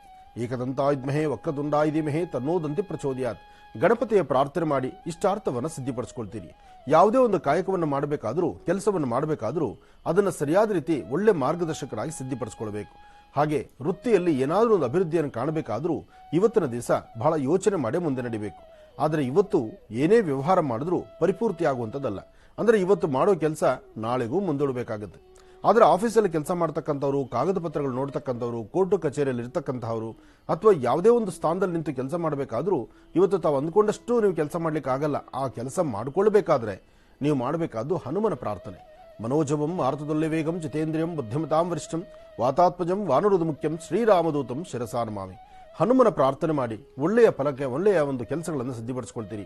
ಯಾವುದೇ ಒಂದು ವಿಚಾರದ ಬಗ್ಗೆ ನೀವು ಚಿಂತನೆ ಮಾಡಬೇಕಾದ್ರೂ ಅದು ಸರಿ ತಪ್ಪು, ಬೇಕು ಬೇಡ, ಒಳ್ಳೆಯದೋ ಕೆಟ್ಟದ್ದೋ ಇದೆಲ್ಲದರ ಬಗ್ಗೆ ಒಂದು ವಿಮರ್ಶೆ ಮಾಡಿ ತದನಂತರ ನೀವು ಒಂದು ಹೆಜ್ಜೆ ಮುಂದೆ ಹಾಕಿದ್ರೆ ಅದರ ಫಲಗಳನ್ನು ಮತ್ತಷ್ಟು ಅರ್ಥಗರ್ಭಿತವಾಗಿ ಸಿದ್ಧಪಡಿಸ್ಕೊಳ್ತೀರಿ. ಒಳ್ಳೆಯದಾಗಲಿ, ಶುಭವಾಗಲಿ. ಗುರುಜೀಗ ಕರ್ಕಾಟಕ ರಾಶಿಯಿಂದ ಖಂಡಿತಮ್ಮ. ಇನ್ನು ಕರ್ಕಾಟಕ ರಾಶಿ. ಕರ್ಕಾಟಕ ರಾಶಿ, ಕರ್ಕಾಟಕ ಲಗ್ನ. ಕರ್ಕಾಟಕ ರಾಶಿಯಲ್ಲಿರ್ತಕ್ಕಂಥವ್ರಿಗೆ ರಾಶಿ ನಕ್ಷತ್ರಚಾರ ಪ್ರಕಾರ ಬುಧ ಇರತಕ್ಕಂಥ ಆಸ್ಥಾನ, ಗುರು ಇರತಕ್ಕಂಥ ಆಸ್ಥಾನ ಚೆನ್ನಾಗಿದೆ. ಹಾಗಾಗಿ ಕರ್ಕಾಟಕ ರಾಶಿಯಲ್ಲಿರ್ತಕ್ಕಂಥವರು ಆರೋಗ್ಯದ ಬಗ್ಗೆ ಒಂದಷ್ಟು ಕಾಳಜಿ ಇಟ್ಕೊಳ್ಳಿ. ವ್ಯಾಪಾರ ವ್ಯವಹಾರಗಳ ಬಗ್ಗೆ ಒಂದಷ್ಟು ಚಿಂತನೆ ಮಾಡಿ. ಯಾವುದೇ ಕೆಲಸ ಕಾರ್ಯಗಳು ಮಾಡಬೇಕಾದ್ರೂ ಒಳ್ಳೆ ಮನಸ್ಸಿನಿಂದಲೇ ಮಾಡಿ. ಅದರಲ್ಲೂ ಇವತ್ತು ಸರಿಸುಮಾರು ಮಧ್ಯಾಹ್ನ 12:20 ತನಕ ಯಾವುದೇ ಕೆಲಸದಲ್ಲೂ ಅಷ್ಟು ವೇಗವಾಗಿ ನಡೀತಕ್ಕಂಥದ್ದಲ್ಲ. ನೀವೆಷ್ಟೇ ಒಳ್ಳೆ ಮನಸ್ಸಿನಿಂದ ಯಾವ ಕೆಲಸವನ್ನು ಕೈಗೆತ್ತಿಕೊಂಡ್ರೂ ಅದು ಪರಿಪಕ್ವತೆಯಲ್ಲೇ ನಡೆಯುವಂಥದ್ದಲ್ಲ.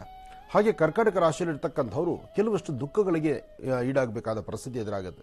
ಅಂದರೆ ನೀವು ಮಾಡದಿರತಕ್ಕಂತಹ ತಪ್ಪು ಒಪ್ಪುಗಳಿಗೆ ತಲೆ ಬಗ್ಗಿಸಬೇಕಾಗತ್ತೆ. ಮನಸ್ಸು ತುಂಬ ಚಂಚಲತೆ ಒಳಗಾಗುತ್ತೆ. ಯಾವುದೇ ವೃತ್ತಿಯಲ್ಲಿರ್ತಕ್ಕಂಥವರಾದರೂ ಏನಾದ್ರು ಒಂದು ಸಾಧನೆ ಮಾಡಬೇಕು ಅಂದ್ಕೊಂಡ್ರೆ ಆ ಸಾಧನೆಯನ್ನು ಮಾಡ್ಲಿಕ್ಕೆ ಆಗದಂಥ ರೀತಿಯಲ್ಲಿ ಇರ್ತೀರಿ. ಆದರೆ ಇವತ್ತಿನ ದಿವಸ ನೀವು ಮಾಡಬೇಕಾಗಿರ್ತಕ್ಕಂಥದ್ದು ಸಂಧ್ಯಾ ಕಾಲ, ಅಂದರೆ ಸಂಜೆ 4ರಿಂದ 6 ತನಕ ಬಹಳ ಒಳ್ಳೆ ಕಾಲ ಇದೆ. ಈ ಸಮಯದಲ್ಲಿ ಕಂದು ಬಣ್ಣದ ಗೋಮಾತೆಯನ್ನು ಮುಟ್ಟಿ ನಮಸ್ಕಾರ ಮಾಡತಕ್ಕಂಥದ್ದು, ತಾಯಿ ಮಹಾಲಕ್ಷ್ಮಿ ಹೆಸರಲ್ಲಿ ಒಂದು ಅರ್ಚನೆ ಸಂಕಲ್ಪವನ್ನು ಮಾಡಿಸ್ತಕ್ಕಂಥದ್ದು ಮಾಡೋದ್ರಿಂದ ಒಂದಷ್ಟು ಒಳಿತನ್ನ ಖಂಡಿತ ಸಿದ್ಧಪಡಿಸ್ಕೊಳ್ತೀರಿ. ಇನ್ನು ಸಿಂಹರಾಶಿ.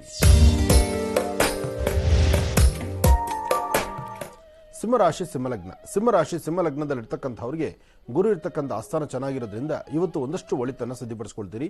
ಒಳ್ಳೆ ಫಲಾಫಲಗಳನ್ನು ಸಿದ್ಧಪಡಿಸಿಕೊಳ್ಳುವಂತಹ ಯೋಗ ಫಲ ಇರತಕ್ಕಂಥ ದಿನ. ಆದರೆ ಯಾವುದು ಬೇಡವೋ ಅದ್ರ ಬಗ್ಗೆ ನಿಮ್ಮ ಆಸಕ್ತಿ ಇರುತ್ತೆ. ಬೇಕಾಗಿರ್ತಕ್ಕಂಥದ್ದನ್ನು ಬಿಟ್ಟು ಬೇಡವಾಗಿರ್ತಕ್ಕಂಥದ್ರ ಬಗ್ಗೆ ಚಿಂತನೆ ಮಾಡ್ತಾ ಹೋಗ್ತೀರಿ. ವೃತ್ತಿಯಲ್ಲಿ ಅಭಿವೃದ್ಧಿಯನ್ನು ಕಾಣಬೇಕು, ಒಳ್ಳೆ ಮನಸ್ಸಲ್ಲಿದ್ದಬೇಕು, ಒಳ್ಳೆ ಮನೋಶಕ್ತಿಯನ್ನು ತುಂಬಿಸ್ಕೊಳ್ಬೇಕು. ಜೊತೆಗೆ ಯಾರು ಏನು ಹೇಳಿದ್ರು ಸಿದ್ಧ ಎಲ್ಲರೂ ಹೇಳುವಂಥ ಮಾತಿಗಿನ್ನ ನಿಮ್ಮ ಮಾತೆ ಒಂದಷ್ಟು ಸತ್ಯವಾಗಿರಬೇಕು. ಅಂದರೆ ನಿಮ್ಮ ನಡೆ ನಡವಳಿಕೆಗಳು ಅಷ್ಟೇ ವಿಶೇಷವಾಗಿರಬೇಕು. ಸಿಂಹರಾಶಿಯವರ ಗುಣ ಹೀಗೆ ಇದ್ರೂ ಸಭೆ ಸಮಾರಂಭಗಳಲ್ಲಿ ನಿಮ್ಮದೇ ಆದಂಥ ಒಂದು ಸ್ಥಾನಮಾನ ಇರುತ್ತೆ. ಜೊತೆಗೆ ಸಿಂಹರಾಶಿ ಸಿಂಹಲಗ್ನದಲ್ಲಿ ಇರ್ತಕ್ಕಂಥವ್ರು ತಾವು ಮಾಡುವಂಥ ಪ್ರತಿಯೊಂದು ಕಾಯಕವ ಸಹಿತ ಹೆಚ್ಚು ಪ್ರವರ್ಧಮಾನಕ್ಕೆ ಬಂದು ಭಗವಂತನ ಕೃಪೆ ಸಿಗಬೇಕಾದ್ರೆ ನಿಮ್ಮ ನುಡಿ ಮತ್ತು ನಿಮ್ಮ ನಡೆ, ನಿಮ್ಮ ಮಾತು ಎಲ್ಲವೂ ಸಹಿತ ಭಗವಂತನಿಗೆ ಪ್ರೀತಿಯಾಗುವ ಥರ ನೀವು ಕೆಲಸಗಳಿರಬೇಕು. ಹಾಗೆ ಸಿಂಹರಾಶಿಯಲ್ಲಿರ್ತಕ್ಕಂಥ ಮಕ್ಕಳ ಆರೋಗ್ಯದ ಬಗ್ಗೆ ಮಾತ್ರ ಇವತ್ತು ಸ್ವಲ್ಪ ಕಾಳಜಿ ಇಟ್ಕೋಬೇಕು. ಯಾಕೆಂದರೆ ಮಕ್ಕಳ ಆರೋಗ್ಯದಲ್ಲಿ ಸ್ವಲ್ಪ ವ್ಯತ್ಯಾಸ ಇದೆ. ಮನಸ್ಸು ತುಂಬ ಚಂಚಲತೆ ಇರುತ್ತೆ, ಯಾವುದರಲ್ಲೂ ಸಹಿತ ಆಸಕ್ತಿ ಇಲ್ಲದಂಥ ರೀತಿಯಲ್ಲಿರುತ್ತೆ. ಇವತ್ತು ನೀವು ಮಾಡುವ ಪ್ರತಿಯೊಂದು ಕಾಯಕವೂ ಸಹಿತ ಅರ್ಥಪೂರ್ಣವಾಗಿ ಸಿದ್ಧಪಡಿಸ್ಕೊಳ್ಬೇಕಾಗುತ್ತೆ. ಇದಕ್ಕಾಗಿ ಲಕ್ಷ್ಮೀನಾರಾಯಣರ ಪ್ರಾರ್ಥನೆ ಬಹಳ ಮುಖ್ಯವಾಗಿರ್ತಕ್ಕಂತಹದ್ದು. ಇನ್ನು ಕನ್ಯಾ ರಾಶಿ. ಕನ್ಯಾ ರಾಶಿ ಕನ್ಯಾ ಲಗ್ನದಲ್ಲಿರ್ತಕ್ಕಂಥವ್ರಿಗೆ ಚಂದ್ರ ಮತ್ತು ಬುಧ ಇರತಕ್ಕಂಥ ಆಸ್ಥಾನ ಚೆನ್ನಾಗಿದ್ದು ಗುರುವಿನ ಅನುಗ್ರಹ ಇದೆ. ವ್ಯಾಪಾರ ವ್ಯವಹಾರಗಳಲ್ಲಿ ಅಡ್ಡಿ ಆತಂಕ ಇರಬಹುದು, ಮನಸ್ಸಲ್ಲಿ ದ್ವಂದ್ವ ಚಿಂತನೆ ಇರಬಹುದು, ಹಣಕಾಸಿನ ಬಗ್ಗೆ ಒಂದಷ್ಟು ಕೈಕಟ್ಟಿ ಕೂರುವಂತಹ ಪರಿಸ್ಥಿತಿ ಎದುರಾಗಬಹುದು. ಯಾವುದೇ ಉದ್ಯೋಗದಲ್ಲಿರ್ತಕ್ಕಂಥವ್ರಿಗಾದರೂ ಅಷ್ಟೊಂದು ಪ್ರವರ್ಧಮಾನಕ್ಕೆ ಬಂದಿರತಕ್ಕಂಥದ್ದಲ್ಲ. ಆದರೆ ಸಣ್ಣ ಸಣ್ಣ ವಿಚಾರಕ್ಕೂ ಸಹಿತ ಮೂಗಿಂತದಲ್ಲಿ ಕೋಪ. ಇವತ್ತು ಕೋಪ ಕಡಿಮೆ ಮಾಡ್ಕೊಳ್ಳಿ, ಸಮಾಧಾನವಾಗಿರಿ, ಭಗವಂತನ ಪ್ರಾರ್ಥನೆ ಮಾಡಿ, ಗುರುವಿನ ಆಶೀರ್ವಾದ ಪಡೆಯಿರಿ.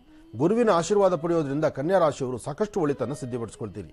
ಎಂತಹ ಅಸಮಾಧಾನದ ಸನ್ನಿವೇಶ ಆದರೂ ಆಗಿಂದಾಗಲೇ ಅದನ್ನು ದೂರ ಮಾಡ್ಕೋಬೇಕೇ ವಿನಃ ಅದನ್ನು ಮುಂದುವರಿಸ್ಕೊಂಡು ಮುಂದುವರಿತಕ್ಕಂಥದ್ದಲ್ಲ. ಮತ್ತು ಯಾವುದೇ ಒಂದು ಮಾತಾದರೂ ಕೆಲಸಕ್ಕೆ ಬೇಕಾಗುವಷ್ಟು ಮಾತ್ರ ಆಲೋಚನೆ ಮಾಡಿ, ಬೇಡದಿದ್ದರ ಬಗ್ಗೆ ಆಲೋಚನೆ ಮಾಡಬೇಡಿ. ಮತ್ತು ಇವತ್ತೇ ಮುಗಿಯುವಂಥದ್ದಲ್ಲ, ಇವತ್ತಿಗೆ ಕೊನೆಯಲ್ಲ. ನಾವು ಹಾಕೋ ಹೆಜ್ಜೆಯಲ್ಲಿ ಇನ್ನೂ ಸಾಕಷ್ಟು ಯಶಸ್ಸಿದೆ. ಆ ಯಶಸ್ಸಿನ ಹಾದಿ ನಮಗೆ ಸಿಗಬೇಕಾದ್ರೆ ನಮ್ಮ ಧರ್ಮ ಕರ್ಮಗಳ ಬಗ್ಗೆ ಚಿಂತನೆ ಮಾಡಬೇಕು. ಕನ್ಯಾ ರಾಶಿಯವರು ಆ ನಿಟ್ಟಿನಲ್ಲಿ ಸ್ವಲ್ಪ ಚಿಂತನೆ ಮಾಡಿದ್ರೆ ಖಂಡಿತ ಒಳಿತನ್ನ ಸಿದ್ಧಪಡಿಸ್ಕೊಳ್ತೀರಿ. ಇನ್ನು ತುಲಾರಾಶಿ. ತುಲಾರಾಶಿಯಲ್ಲಿ ಇರ್ತಕ್ಕಂಥವ್ರಿಗೆ ರಾಶಿಫಲದಲ್ಲಿ ಬುಧ ಚೆನ್ನಾಗಿದ್ದಾನೆ, ಗುರು ಚೆನ್ನಾಗಿದ್ದಾನೆ. ತುಲಾರಾಶಿ ತುಲಾ ಲಗ್ನದಲ್ಲಿರ್ತಕ್ಕಂಥವರು ಸರಿಸುಮಾರು ಮಧ್ಯಾಹ್ನ 1 ಗಂಟೆವರೆಗೂ ನಿಮ್ಮ ಮನೋಕಾಮನೆ ಸಿದ್ಧಿ ಆಗುವಂಥ ರೀತಿಯಲ್ಲಿ ಇರ್ತೀರಿ. ಅಪರೂಪವಾದಂತಹದ್ದನ್ನು ಸಿದ್ಧಪಡಿಸ್ಕೊಳ್ತೀರಿ. ಒಳ್ಳೆ ಸ್ನೇಹವನ್ನು ಬೆಳೆಸ್ತೀರಿ, ಒಳ್ಳೆ ವ್ಯವಹಾರಗಳ ಕಡೆ ಗಮನ ಕೊಡ್ತೀರಿ. ನೂತನವಾದಂಥ ಒಂದಷ್ಟು ವಸ್ತುಗಳನ್ನು ಮನೆಗೆ ಖರೀದಿ ಮಾಡುವಂಥ ರೀತಿಯಲ್ಲಿ ಇರ್ತೀರಿ. ಮನೆಯಲ್ಲಿರ್ತಕ್ಕಂಥ ಮನೆಯಲ್ಲಿರ್ತಕ್ಕಂಥ ಕುಟುಂಬಸ್ಥರೊಂದಿಗೂ ಒಳ್ಳೆ ಸಭ್ಯತೆಗೆ ನಡ್ಕೊಳ್ತಕ್ಕಂಥದ್ದು, ಸಾಕಷ್ಟು ಅನುಕೂಲವನ್ನು ಸಿದ್ಧಪಡಿಸಿಕೊಳ್ಳುವಂಥ ಯೋಗ ಫಲ ಇರತಕ್ಕಂಥದ್ದು. ಹಾಗೆ ಇವತ್ತು ಯಾವುದು ಬೇಡವೋ ಅದ್ರ ಬಗ್ಗೆ ನಿಮ್ಮ ಆಸಕ್ತಿ ಜಾಸ್ತಿ ಇರುತ್ತೆ. ಅದಕ್ಕಾಗಿ ಸ್ವಲ್ಪ ಯೋಚನೆ ಮಾಡಬೇಕು. ಇನ್ನು ಇವತ್ತು 4ರಿಂದ 6 ತನಕ ಮಾತ್ರ ಬಹಳ ಜಾಗರೂಕತರಾಗಿರಿ. ಈ 4ರಿಂದ 6 ಅಂತಹ ಒಳ್ಳೆ ಕಾಲ ಅಲ್ಲ. ಈ ಸಮಯದಲ್ಲೇ ತೊಂದರೆ ತಾಪತ್ರೆಗಳು ಸಾಕಷ್ಟು ಎದುರಾಗ್ಬಿಡುತ್ತೆ ಮತ್ತು ಇಲ್ಲದ ಸಮಸ್ಯೆಗಳಿಗೆ ತುತ್ತಾಗಬೇಕಾಗುತ್ತೆ. ಬಹಳ ಎಚ್ಚರಿಕೆಯನ್ನು ಬೇಕಾಗುತ್ತೆ. ಇವತ್ತು ತುಲಾರಾಶಿಯಲ್ಲಿರ್ತಕ್ಕಂಥವರು ಶುಭ ಸಂಧ್ಯಾಕಾಲ ಸಾಯಂ ಸಂಧ್ಯಾ ತಾಯಿ ಮಹಾಲಕ್ಷ್ಮಿಯನ್ನು ಪ್ರಾರ್ಥನೆ ಮಾಡೋದ್ರಿಂದ ಲಕ್ಷ್ಮೀ ಕೃಪಾ ಕಟಾಕ್ಷದಿಂದ ಒಂದಿಷ್ಟು ಆರ್ಥಿಕ ಪರಿಸ್ಥಿತಿಯನ್ನು ಅಭಿವೃದ್ಧಿ ತಂದುಕೊಳ್ತೀರಿ. ಒಳ್ಳೆಯದಾಗಲಿ. ಇನ್ನು ವೃಶ್ಚಿಕ ರಾಶಿ. ವೃಶ್ಚಿಕ ರಾಶಿ ವೃಶ್ಚಿಕ ಲಗ್ನ. ವೃಶ್ಚಿಕ ರಾಶಿ ವೃಶ್ಚಿಕ ಲಗ್ನದಲ್ಲಿರ್ತಕ್ಕಂಥವರಿಗೆ ಬುಧ ಮತ್ತು ಚಂದ್ರ ಇರತಕ್ಕಂಥ ಆಸ್ಥಾನ ಚೆನ್ನಾಗಿದ್ದು ಗುರುವಿನ ಅನುಗ್ರಹ ಇದೆ. ವ್ಯಾಪಾರ ವ್ಯವಹಾರಗಳಲ್ಲಿ ಅಭಿವೃದ್ಧಿ ಕಾಣ್ತೀರಿ. ದೂರಭಾರ ಪ್ರಯಾಣದ ಬಗ್ಗೆ ಚಿಂತನೆ ಮಾಡ್ತೀರಿ. ಮನಸ್ಸಲ್ಲಿರ್ತಕ್ಕಂಥ ದ್ವಂದ್ವ ಚಿಂತನೆಗಳನ್ನು ದೂರ ಮಾಡಿಕೊಂಡು ಭಗವಂತನ ಪ್ರಾರ್ಥನೆಯಿಂದ ಎಲ್ಲವನ್ನು ಒಳಿತನ್ನೇ ಸಿದ್ಧಿಪಡಿಸಿಕೊಳ್ತೀರಿ. ಒಳ್ಳೆಯ ಕಾಲದಲ್ಲಿ ಸಾಕಷ್ಟು ಫಲಗಳು ಸಿದ್ಧಿಪಡಿಸಿಕೊಳ್ಳುವಂತಹ ಅದೃಷ್ಟ ಇರತಕ್ಕಂಥ ದಿನ. ಆದರೆ ಸಣ್ಣ ಸಣ್ಣ ವಿಚಾರಕ್ಕೂ ಸಹಿತ ಮನಸ್ಸಲ್ಲಿ ಇಲ್ಲದ ನೋವು ತಂದುಕೊಂಡ್ಬಿಡ್ತೀರಿ. ಇವತ್ತಿನ ವ್ಯಾಪಾರ ವ್ಯವಹಾರದಲ್ಲಿ ಅಭಿವೃದ್ಧಿ ಕಂಡು ಒಂದಷ್ಟು ಮನಸ್ಸಿಗೆ ಸಮಾಧಾನಕರವಾಗಿರಬೇಕಾದ್ರೆ ನೀವು ಮಾಡಬೇಕಾಗಿರ್ತಕ್ಕಂಥದ್ದು ಬೆಳಿಗ್ಗೆ ಮನೆಯಿಂದ ಆಚೆ ಹೊರಡುವಾಗಲೇ ಒಂದು ಚಿಟಿಗೆಯಷ್ಟು ಅಕ್ಕಿಯೋ ಒಂದು ಚಿಟಿಗೆಯಷ್ಟು ಗೋಧಿನೋ, ಅಕ್ಕಿ ಆದರೆ ಚಂದ್ರ ಅಂದ್ರೆ ಅಕ್ಕಿ ಅಂದ್ರೆ ಚಂದ್ರ, ಗೋಧಿ ಅಂದ್ರೆ ಸೂರ್ಯ, ಈ ಎರಡೂ ಧಾನ್ಯಗಳನ್ನು ಪೂರ್ವಾಭಿಮುಖವಾಗಿ ನಿಂತು ದೃಷ್ಟಿ ತೆಗೆದು ಆಚೆ ಹಾಕೋದ್ರಿಂದ ಹಣಕಾಸು ವ್ಯವಹಾರಗಳು ಕೆಲಸ ಕಾರ್ಯಗಳಲ್ಲಿ ಒಂದಷ್ಟು ಯಶಸ್ಸನ್ನ ಖಂಡಿತ ಸಿದ್ಧಿಪಡಿಸಿಕೊಳ್ತೀರಿ. ಒಳ್ಳೆ ಫಲಾಫಲಗಳನ್ನು ಸಿದ್ಧಿಪಡಿಸಿಕೊಳ್ಳುವಂತಹ ಯೋಗ ಫಲ ಇರತಕ್ಕಂಥ ದಿನ. ನಿಮಗೆ ಮತ್ತಷ್ಟು ಅನುಕೂಲವೇ ಸಿದ್ಧಿಯಾಗುತ್ತೆ. ಒಳ್ಳೆಯದಾಗಲಿ, ಶುಭವಾಗಲಿ. ಇನ್ನು ಕಡೆಯ 4 ರಾಶಿಗಳ ಈ ದಿನದ ಭವಿಷ್ಯ ಹೇಗಿದೆ ಅಂತ ಮತ್ತೆ ತಿಳಿಸ್ಕೊಡ್ತಾ ಹೋಗ್ತಾರೆ ಗುರುಜರು. ಮುಂದಿನ ಭಾಗದಲ್ಲಿ ಕಾಯ್ತಾರೆ ವೀಕ್ಷಕರೇ. ಈಗ ನಿಮ್ಮ ಕರೆಗಳನ್ನು ಸ್ವೀಕರಿಸುವಂತಹ ಸಮಯ. ಪ್ರಾರಂಭ ಮಾಡೋಣ ಸ್ವರ ಜ್ಯೋತಿಷ್ಯ.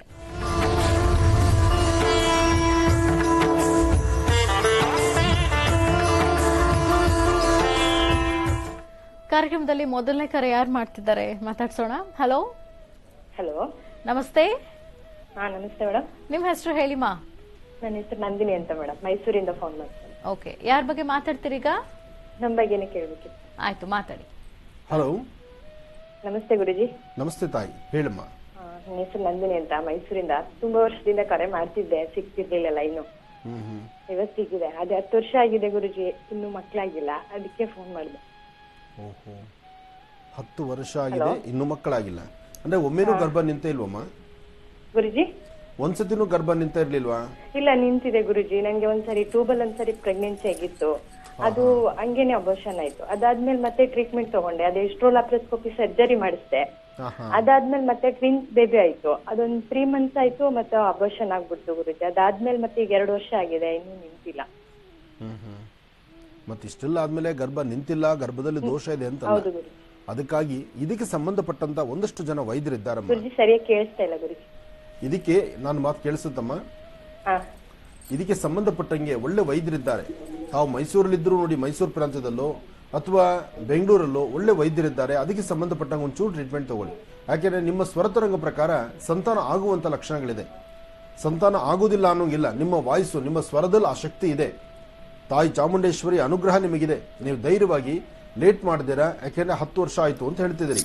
ಇನ್ನು ಪುನಃ ಲೇಟ್ ಮಾಡ್ಕೋಬೇಡಿ. ಆದಷ್ಟು ಬೇಗ ಸರಿಯಾದ ವೈದ್ಯರ ಸಲಹೆ ತೆಗೆದುಕೊಂಡ್ರೆ ಖಂಡಿತ ಈ ಸತಿ ಸಂತಾನ ಆಗುತ್ತೆ, ಗರ್ಭ ನಿಲ್ಲುತ್ತೆ. ಒಮ್ಮೆ ಪ್ರಯತ್ನ ಅಂತೂ ಆಗ್ಲಿ. ಒಳ್ಳೇದಾಗ್ಲಿಮ್ಮ. ಗುರುಜಿಗ ಧನುರಾಶಿಯಿಂದ ಖಂಡಿತ. ಇನ್ನು ಧನುರಾಶಿ.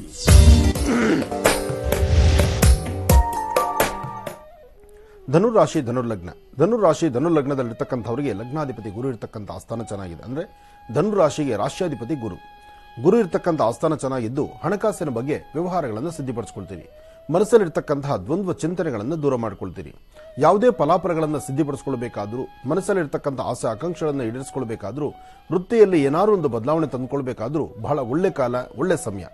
ಆದರೆ ಮಾಡುವಂತಹ ಪ್ರತಿಯೊಂದು ಕಾಯಕದಲ್ಲೂ ಒಂದು ಹೆಚ್ಚಿನ ಫಲಾಫಲಗಳನ್ನು ಸಿದ್ಧಿಪಡಿಸಿಕೊಳ್ಳಬೇಕಾದ್ರೆ ಗಣಪತಿಯ ಪ್ರಾರ್ಥನೆ ಬಹಳ ಮುಖ್ಯವಾಗಿರತಕ್ಕಂಥದ್ದು. ಏಕದಂತಾದ್ಮಹೇ ವಕ್ರದುಂಡಾಯಿದಿಮಹೇ ತನ್ನೋದಂತೆ ಪ್ರಚೋದಯಾತ್. ಗಣಪತಿಯನ್ನು ಪ್ರಾರ್ಥನೆ ಮಾಡಿ ಒಳ್ಳೆ ಮನಸ್ಸಿನಿಂದ ಇಷ್ಟಾರ್ಥವನ್ನು ಸಿದ್ಧಿಪಡಿಸಿಕೊಳ್ಳಿ. ಮಾಡುವಂತಹ ಪ್ರತಿಯೊಂದು ಕಾಯಕದಲ್ಲೂ ಅರ್ಥಪೂರ್ಣವಂತ ಬದುಕನ್ನು ಕಾಣಬೇಕಾದ್ರೆ ನೀವು ಯಾವುದೇ ಕೆಲಸದಲ್ಲಾದರೂ ನಿಷ್ಠೆಯಿಂದ ಮಾಡುವಂತ ಕೆಲಸ ಆಗಬೇಕು. ಧನುರಾಶಿ ಧನುರ್ಲಗ್ನದಲ್ಲಿರ್ತಕ್ಕಂಥವರು ದೇವರ ಮೇಲೆ ಇರ್ತಕ್ಕಂಥ ನಂಬಿಕೆ, ಗುರುಗಳ ಭಕ್ತಿ, ಜೊತೆಗೆ ಗುರು ಪಾದಿಕೆಗಳ ದರ್ಶನ, ಜೊತೆಗೆ ಒಳ್ಳೆಯ ಮನಸ್ಸಿನಿಂದ ನನ್ನಿಂದ 4 ಜನಕ್ಕೆ ಅನುಕೂಲ ಆಗಬೇಕು ಅನ್ನೋ ಒಂದು ಒಳ್ಳೆ ಮನಸ್ಥಿತಿ ಇದೆಯಲ್ಲ, ಅದು ನಿಮ್ಮನ್ನ ಖಂಡಿತ ಕೈ ಹಿಡಿದು ನಡೆಸುತ್ತೆ. ಹಾಗೆ ಇವತ್ತಿನ ದಿವಸ ಸರಿಸುಮಾರು ಮಧ್ಯಾಹ್ನ 2 ಗಂಟೆಯಿಂದ 2 ಗಂಟೆ 25 ನಿಮಿಷ, ಆ 25 ನಿಮಿಷಗಳ ಕಾಲ ಮಾತ್ರ ಬಹಳ ಜವಾಬ್ದಾರಿ ಇರಬೇಕು, ಎಚ್ಚರಿಕೆ ಇರಬೇಕು. ಯಾಕೆಂದ್ರೆ ಈ ಸಮಯದಲ್ಲೇ ಒಂದಲ್ಲ ಒಂಥರ ಅಸಮಾಧಾನ ಅಂತಕ್ಕಂಥದ್ದು, ತೃಪ್ತಿ ಇಲ್ಲದಿರ ಆಗುವಂಥದ್ದು, ಮತ್ತೆ ಮನಸ್ಸಿಗೆ ಒಂದಿಷ್ಟು ಬೇಜಾರಾಗುವಂಥ ಸನ್ನಿವೇಶಗಳಿರುತ್ತೆ. ಇದನ್ನ ಸರಿಪಡಿಸ್ಕೊಂಡ್ರೆ ಅಂತೂ ಖಂಡಿತ ಯಶಸ್ಸಿನ ಫಲ ನಿಮ್ಮದಾಗುತ್ತೆ.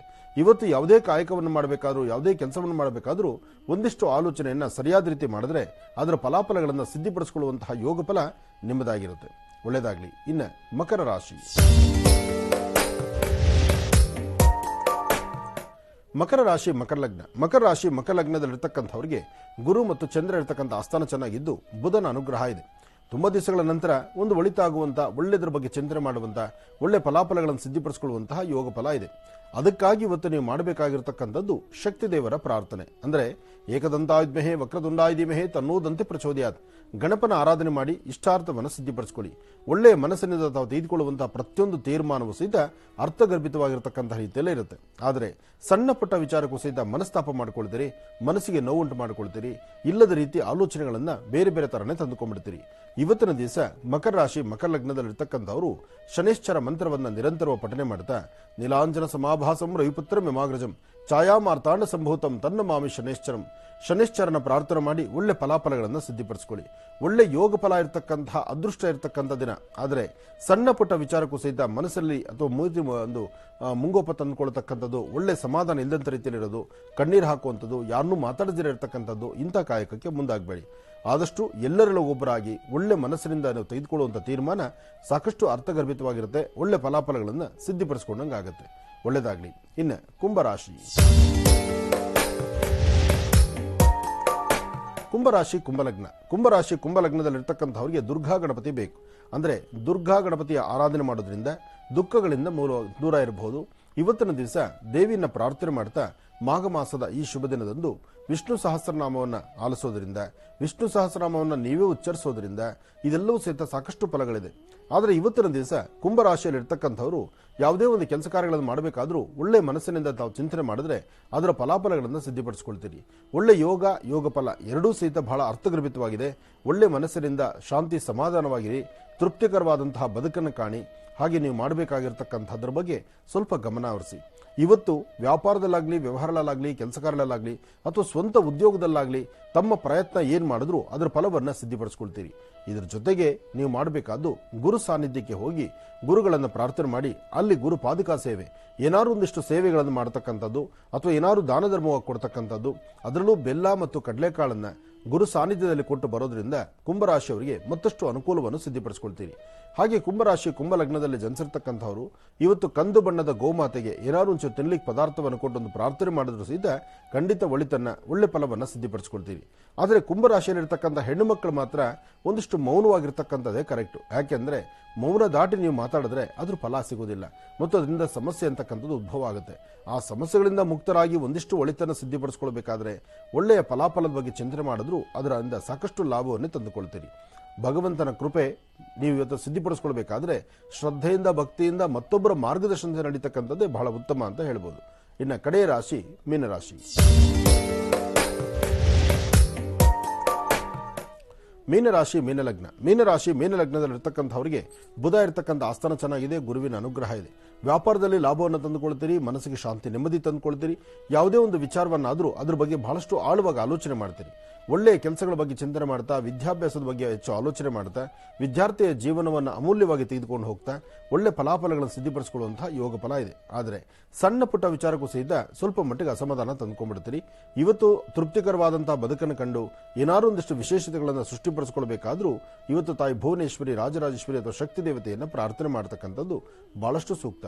ಹಾಗೆ ಇವತ್ತಿನ ದಿವಸ ಸಣ್ಣ ಮಕ್ಕಳಿಗೆ 9 ವರ್ಷದ ಒಳಗಿರ್ತಕ್ಕಂಥ ಮಕ್ಕಳಿಗೆ ಏನಾದ್ರು ತಿಂಡಿ ತಿನಿಸನ್ನು ಕೊಟ್ಟು ಒಳ್ಳೆ ಮನಸ್ಸಿನಿಂದ ಒಂದು ತೀರ್ಮಾನ ತೆಗೆದುಕೊಂಡ್ರೆ ಅದರಿಂದ ಸಾಕಷ್ಟು ಫಲಗಳನ್ನು ಸಿದ್ಧಿಪಡಿಸ್ಕೊಳ್ತೀರಿ.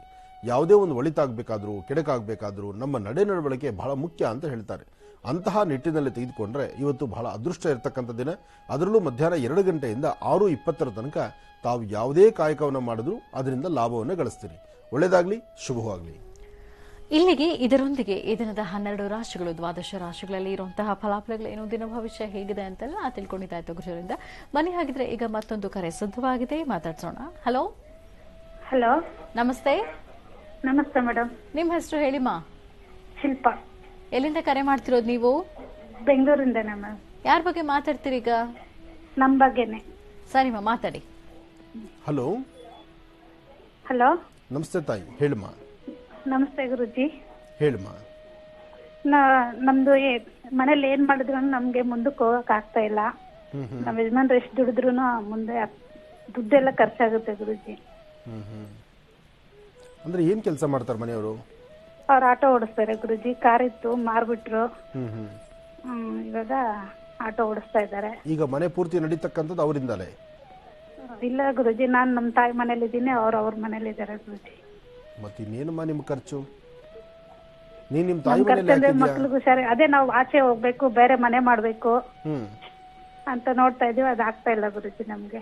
ಆಗ್ತಾ ಇಲ್ಲ ಅಂದ್ರೆ ಮನೇಲಿ ಕೂತ್ಕೊಂಡು ಜಪ ತಪ ಮಾಡಿದ್ರೆ ಆಗುತ್ತಮ್ಮ. ಭಗವಂತ ಕೊಟ್ಟದ್ರಲ್ಲಿ ನಾವು ಎಷ್ಟಾದ್ರೂ ನಾವು ಇಷ್ಟೇ ತೃಪ್ತಿಯಾಗಿರೋಣ ಅಂತ ಹೇಳಿ ಒಂದು ಚಿಕ್ಕದಾಗಿ ಒಂದು ಗೂಡು ಅಂತ ಮಾಡ್ಕೊಂಡು ನೀನು ನಿನ್ ಗಂಡ ಹೆಂಡತಿ ಮಕ್ಕಳು ಅಂತ ನೀವೆಲ್ಲ ಒಟ್ಟು ಒಂದೇ ಇರ್ಬೇಕು ತಾನೆ. ನೀನ್ ತವ್ರ ಮನೇಲಿ ಏನ್ ಹೇಳಿದ್ರು ಅವರು, ನೀನು ತವ್ರ ಮನೆ ಸೇರ್ಕೊಂಡ್ರೆ ಎಲ್ಲಮ್ಮ ಕೇಳ್ತಾರೆ ನಿನ್ ಮನೆ ನಿನ್ ಮಾತನ್ನ. ಅವರೇ ಬಿಟ್ಟಿರೋದು ಗುರುಜಿ. ನಾನು ಇರಲ್ಲ ಅಂತ ಹೇಳು, ನೀವೆಲ್ಲಿದ್ದೀರೋ ಅಲ್ಲಿರ್ತೀನಿ ಅಂತ ಹೇಳು, ನಿಮ್ಮ ನೆರಳಲ್ಲಿ ನಾನು ಬದುಕ್ತೀನಿ ಅಂತ ಹೇಳು, ಒಂದೊತ್ತು ಗಂಜಿ ಕುಡಿದ್ರು ನಿಮ್ ಜೊತೆಲೇ ಇರ್ತೀನಿ ಅಂತ ಹೇಳು. ಸಾಧ್ಯವಾದಷ್ಟು ನೀನು ಅವ್ರನ್ನ ಬಿಟ್ಟು ಬದುಕುವಂತ ರೀತಿ ಆ ಲಕ್ಷಣಕ್ಕೆ ಬರಬಾರ್ದಮ್ಮ. ಯಾಕೆಂದ್ರೆ ಪರಿಸ್ಥಿತಿ ಏನ್ ಗೊತ್ತಮ್ಮ, ಬೆಳಗಿನಿಂದ ಸಂಜೆವರೆಗೂ ಅವರು ದುಡ್ಡು ಸುಸ್ತಾಗಿರ್ತಾರೆ. ಸಂಜೆ ಮನೆಗೆ ಬಂದಾಗ ನೀನು ಅವ್ರ ಜೊತೆಲಿ ಇದ್ದಾಗ ಆ ಲಕ್ಷಣ ಬೇರೆ, ಆ ಖುಷಿ ಬೇರೆ, ಆ ಜೀವನದಲ್ಲಿ ಇರ್ತಕ್ಕಂಥ ಅರ್ಥನೇ ಬೇರೆ. ಅದನ್ನ ಹೊರತುಪಡಿಸಿ ನೀನ್ ತವ್ರ ಮನೆಗಿರೋದು ಅವರಲ್ಲಿರೋದು, ಬೆಳಗ್ಗೆಯಿಂದ ಸಂಪಾದನೆ ಮಾಡ್ತಾರೆ, ಏನೋ ಬೆಳಗ್ಗೆಯಿಂದ ಕಷ್ಟ ಬಿದ್ದಿದ್ದೀವಲ್ಲ ಅಂತ ಇನ್ಯಾವುದೋ ಒಂದು ದಾರಿ ಹೆಜ್ಜೆ ಇಡ್ತಾರೆ.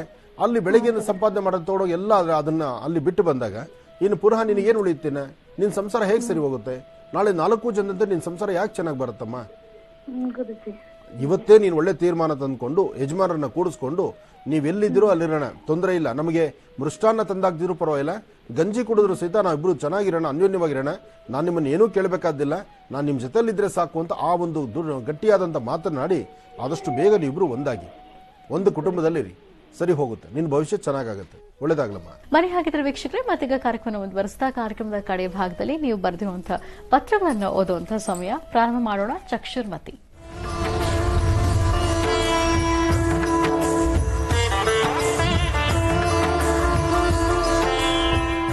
ಖುಷಿ ಅವರು ಕಳಿಸಿರುವಂತ ಭಾವಚಿತ್ರ.